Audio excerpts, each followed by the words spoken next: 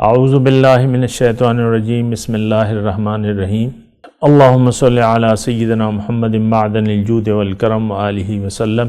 سامعین و ناظرین اکرام، السلام علیکم ورحمۃ اللہ وبرکاتہ۔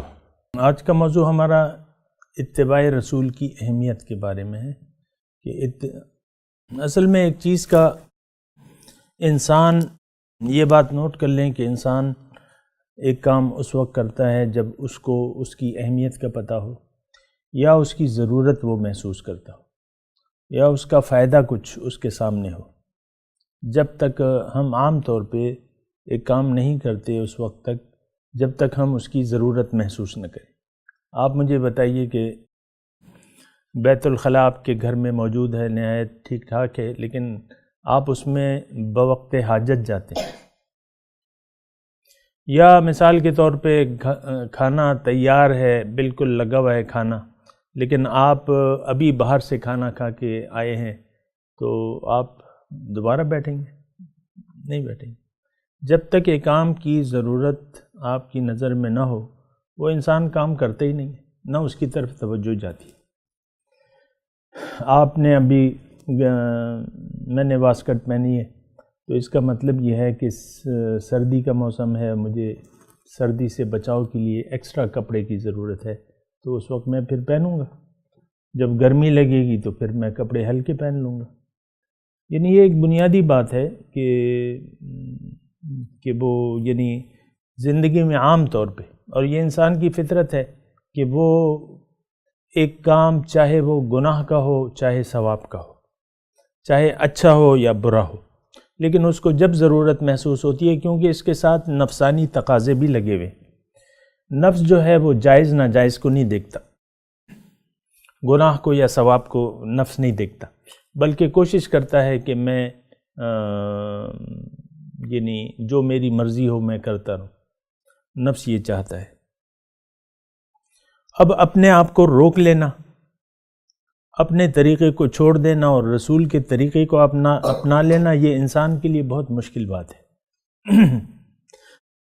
اپنے طریقے کو چھوڑ دینا، اپنی مرضی کو ترک کر دینا، اللہ کی مرضی کو لے لینا، یا رسول کی طریقے کو لے لینا، اپنا طریقہ چھوڑ کے۔ ہم میں سے ہر ایک نے اپنا اپنا طریقہ بنایا ہوا ہے، اور آپ دیکھ لیں عام طور پہ ہم اپنے طریقے سے اپنی زندگی گزار رہے ہیں، یعنی دوسرے الفاظ میں من چاہی زندگی ہر شخص گزار رہا ہے۔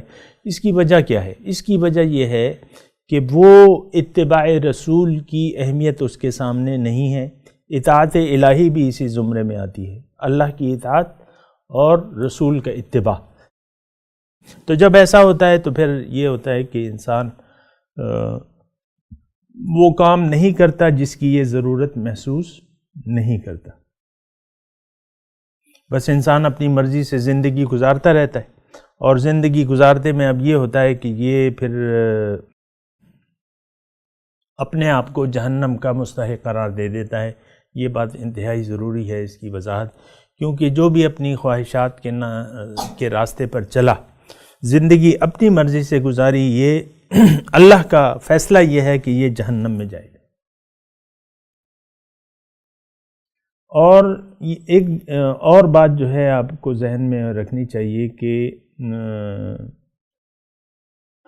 اللہ کا راستہ یا رسول کا طریقہ جو ہے وہ ہماری خواہشات نفس کے خلاف ہوتا ہے، وہ مطابق نہیں ہوتا۔ خواہشات نفس تو انسان کو کہتی ہے کہ بھئی کھاؤ پیو عیش کرو، کوئی اور خیال مت رکھو، نہ عذاب کا نہ ثواب کا۔ یہ پھر تو اسی میں پھر انسان تو بہرحال آج کا جو ہمارا موضوع ہے وہ یہ اتباع رسول کی اہمیت کے بارے میں ہم بات کر رہے ہیں، اور میں آپ کو آج کی نشست میں بنیادی طور پہ یہ بات بتائی کہ اس کی ضرورت آپ نے محسوس کرنی ہے، یا اس پہ سوچنا ہے کہ اس کی ضرورت کیا ہے مجھے۔ اول تو اس کی اہمیت اور ضرورت محسوس کریں، آپ سوچیں اس پہ، کسی سے سوال کریں کہ بھئی اتباع رسول کی اگر میں نہ کروں تو کون سی قیامت آ جائے گی، یا کون سا پہاڑ ٹوٹ کے گر جائے گا۔ ہم تو حادثات سے بچاؤ کے طریقے اختیار کرتے ہیں۔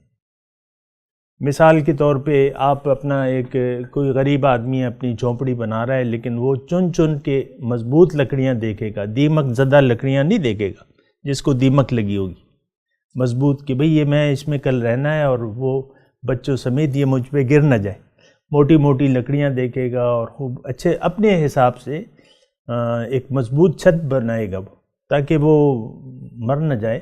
تو اسی طرح دیکھیں یہ بات ابھی جاری ہے، لیکن اگلی نشست میں اس پہ بات کریں گے۔ وآخر دعوانا ان الحمدللہ رب العالمین۔ مولاي صل وسلم دائما ابدا على حبيبك خير الخلق كلهم